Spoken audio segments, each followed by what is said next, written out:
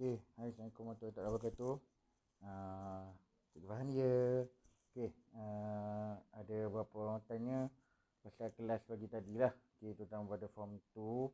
Kelas saya ngajar form 2 2A, 2C, 2F, E dan G, H. Okey. Jadi ini kita nak study sikit tentang bab 3. Saya rasa semua dah, setiap kelas saya dah ajar dah tentang bab 2, bab 1 dah selesai, bab 2 dah selesai. Jadi hari ni kita akan masuk kepada bab 2. Saya bukan pakai kopiah sebab saya alim tau, rambut kusut terpakai Okey, so nampaklah sikit proper ni tak. Okey, baik. Semua orang boleh tengok pada nota yang saya bagi. Okey, semua orang boleh tengok pada nota yang saya bagi. Okey, kita akan masuk dalam bab 3. Okey, kita belajar tak lama pun. Mungkin dalam 10 minit lebih kurang macam tu lah. Okey, sebab nota saya dah bagi. Jadi kamu hanya perlu baca nota itu sahaja. Okey, saya dah bagi nota tu secara detail. Maksudnya apa yang saya nak cakap itulah yang saya tulis. Okey, jadi terpulang pada kamu baca ataupun tidak. Okey. Ya. Baik, kita tengok dalam bab 3. Bab 3 iaitu sosial budaya masyarakat kerajaan alam Melayu. Okey, itu tajuk bab 3 lah. Okey, bab 3 form 2, sosial budaya masyarakat kerajaan alam Melayu. Okey, dalam bab ni kita belajar tentang sosio dan juga budaya. Okey, sosial tu maksudnya sosial lah. Sosial tu kehidupan, pendidikan, infrastruktur, kemudahan. Jadi agama, itu semua adalah berkaitan dengan sosial. Okey, budaya means budaya lah. Cuma dalam bab 3 ni dia hanya menekankan tentang bahasa, tulisan, persuratan, seni bina dan struktur organisasi sosial. Okey, baik. Kita pergi terus kepada 3.1, subtopik 3.1 iaitu bahasa dan tulisan. Okey, baik. Bahasa dan tulisan. Okey. Dalam subtopik ni kamu akan belajar tentang perkembangan sistem tulisan bagi kerajaan alam Melayu. Okey, kita semua tahu, okey, bahasa yang dipertuturkan, tulisan yang diguna, semuanya berbeza-beza. Dekat Malaysia dengan Indon berbeza. Dekat Malaysia dengan Myanmar berbeza. Dekat Malaysia dengan Vietnam berbeza. Semua berbeza. Okey. Jadi sama juga dalam bab ni.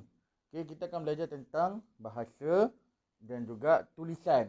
Okey, yang mana setiap daripada mereka tu mempunyai perbezaan dan sedikit bersamaan. Itu pun kalau mereka menggunakan tulisan yang sama. Okey, baik. Okey. Boleh tengok dalam nota saya bagi tu muka surat 1 3.1 bahasa tulisan ni. Saya ada dekat yang nombor 1 tu Dalam subtopik ini pelajar akan pelajari tentang perkembangan sistem tulisan bagi kerajaan alam Melayu. Okey, saya tahu banyak kesalahan ejaan. Jadi kamu highlight sendiri kesalahan ejaan tu dan betulkan. Saya rasa kamu boleh teka lah. Saya rasa tak adalah saya tulis yang agak melalut. Okey, baik. Kita tengok kepada muka surat 2. Okey, dekat situ saya dah bahagikan kepada 1, 2, 3, 4, 5, 6. Okey, sudah ada 6 kerajaan, yang mana 6 kerajaan ini mempunyai bahasa dan tulisan yang berbeza-beza. Okey, baik. Bahasa kebiasaannya kita akan menggunakan bahasa Sanskrit lah. Okey, kebiasaannya mereka akan menggunakan bahasa Sanskrit, tapi ada juga bahasa-bahasa yang lain.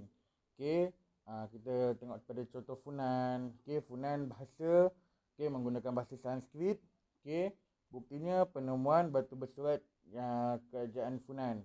Okey, tulisan pula kita menggunakan tulisan yang diasaskan oleh orang Hu. Okey, yang menggunakan tulisan India. Okey, benda ni kamu boleh baca sendiri dalam muka surat 2 lah. Saya rasa saya tak perlu bagi detail sebab saya rasa saya tak perlu terangkan satu persatu sebab saya dah memudahkan kamu untuk kamu baca. Okey, kalau kamu tak dapat, maksudnya kamu tak membaca. Macam tu. Sebab saya ni dah menjadikan satu buku teks bab 3 daripada satu muka surat yang tebal. Okey, bab 3 daripada muka surat 40 hingga muka surat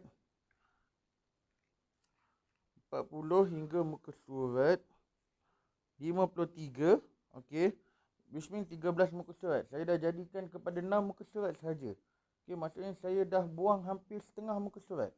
Okey, maksudnya saya dah pemudahkan kerja kamu. Jadi, apa yang kamu perlu buat adalah kamu baca. Okey, baca yang mana saya dah bahagikan kepada kamu apa yang penting-penting sahaja. Kamu tak perlu ingat semua. Okey, macam saya cakap, kamu tak perlu ingat semua. Biasanya dalam exam, dia takkan jaranglah mereka tanya tentang kerajaan bahasa-bahasa ini. Maksudnya, apakah bahasa kerajaan Funan, apakah bahasa kerajaan jarang. Okey, kalau ada mungkin ada, cuma tidaklah selalu. Okey, yang penting kamu faham kepentingan bahasa dan juga tulisan. Apa pentingnya bahasa dan tulisan? Bahasa untuk berkomunikasi, tulisan untuk kita merekod ataupun menyampaikan sesuatu perkara. Okey. Baik, cuma kamu kena ambil tahulah sedikit. Okey. Kamu boleh tengok saya dah ada highlightkan juga beberapa perkara. Okey. Funan bahasa Sanskrit, Champa bahasa Melayu dan Sanskrit, Angkor bahasa Sanskrit dan Khmer. Okey, Sriwijaya Sanskrit. Okey, kemudian Kedah Tua Sanskrit. Okey, kenapa bahasa Sanskrit ni adalah bahasa yang utama? Sebab Sanskrit adalah antara bahasa yang mula-mula wujud dalam dunia. Okey, antara bahasa yang terawal ada di dunia adalah Sanskrit. Okey, bahasa Sanskrit dan tulisan Sanskrit.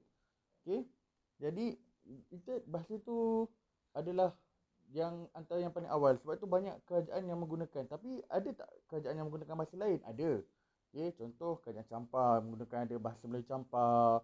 Okay, kemudian Sriwijaya pun ada menggunakan bahasanya tersendiri. Okay, Angkor, Khmer. Okay, jadi benda ni adalah biasa. So kamu kena tengok benda ni. Okay, ini adalah kita merujuk kepada perubahan bahasa. Okay, perkembangan bahasa. Okay. Sebelum bahasa Melayu mempunyai tulisan Rumi macam hari ini, okay, kita pun mengalami perubahan daripada bahasa Arab dijadikan kepada bahasa Jawi. Okay, daripada kita tulis perkataan bahasa kita cakap bahasa Melayu, tulis dalam bahasa Arab, kita jadikan bahasa Melayu, tulis dalam bahasa Jawi, kemudian bahasa daripada Jawi kita jadikan dia Rumi. Rumi ni kita ambil daripada mana? Rumi ni kita ambil daripada tu Inggeris, daripada Eropah. Okay, kita ambil A, B, C, D, E sampai Z tu dari Eropah kita kembangkan. So macam tu juga dengan bahasa. Jadi kamu kena tengoklah, baca sendirilah. Okay, saya rasa saya dah bagi tahu, jadi saya tak perlu pergi lebih mendalam. Okay, baik. Kita pergi pula kepada bahagian persuratan 3.1 muka surat 3. Okay, aktiviti persuratan merujuk kepada kita merekod, menulis tentang suatu perkara, peristiwa, cerita atau apa-apa yang berkaitan dengan penulisan. Okey, maksudnya kita menulis. Okey, atau kalau dalam buku ni, okey, buku ni kita menulis. Jadi maksudnya bila kita menulis, ini adalah kita panggil persuratan. Apa pentingnya persuratan ni? Persuratan ni sebagai bukti ataupun rekod. Rekod yang bahawasanya benda itu betul-betul wujud. Yang mana sejarah ni kita nilai daripada bukti penemuan itu rekod. Okay, kamu dah belajar tentang zaman prasejarah. Kenapa kita panggil dia zaman prasejarah? Sejarah sebab zaman itu tak ada tulisan. Okay, sekarang zaman sudah ada tulisan. Bila ada tulisan, maksudnya mesti zaman tu digelar sebagai sejarah, maksudnya mesti ada tulisan. Okay, jadi apa fungsi tulisan? Sebagai persuratan. Okay, tapi kita nak tengok juga jenis persuratan. Okay, jenis persuratan dalam kerajaan alam Melayu ni kita boleh bahagi kepada dua. Okay, yang pertama, kalau mau tengok dekat yang saya bagi tu, persuratan alam Melayu ni boleh dibagi kepada dua. Okay, yang pertama sebelum kedatangan Islam, yang kedua selepas kedatangan Islam. Okay, kita nak tengok corak macam mana tulisan itu, persuratan itu ditulis.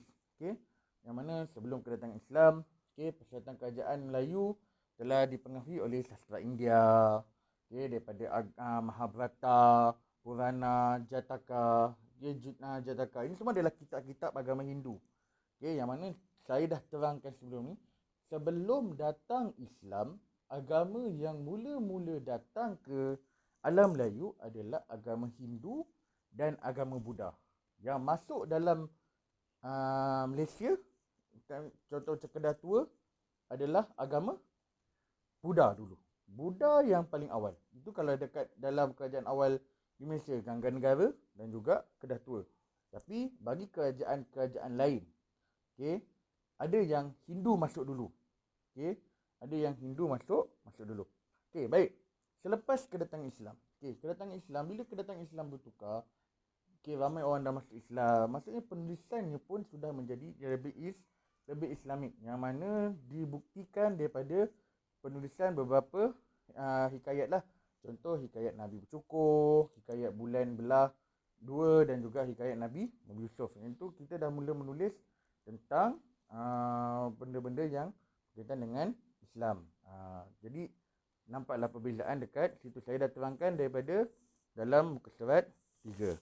Okey, jadi itu saja untuk hari ini dulu. Okey, saya dah terangkan tentang 3.1 bahasa dan tulisan, kemudian jenis-jenis tulisan dan juga persuratan. 3.1 iaitu persuratan. Lepas ni kita akan masuk dengan persuratan kerajaan Melayu. Yang ini kita tengok pada bukti-bukti sajalah.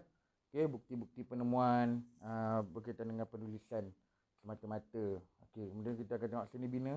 Yang mana seni bina ni berkaitan dengan sosial budaya juga. Okey, sosial dan budaya. Kemudian kita akan ada struktur sosial. Okey, jadi itu saja untuk hari ini. 12 minit punya pembelajaran. Jadi saya dah minimizekan kamu punya buku teks daripada 12 muka surat jadi 6 muka surat saja, 13 muka surat jadi 6 muka surat saja. Jadi tolong baca. Kalau kamu baca, kamu dah dapat, kamu faham. So latihan saya bagi, tolong buat. Alright, itu saja untuk hari ini.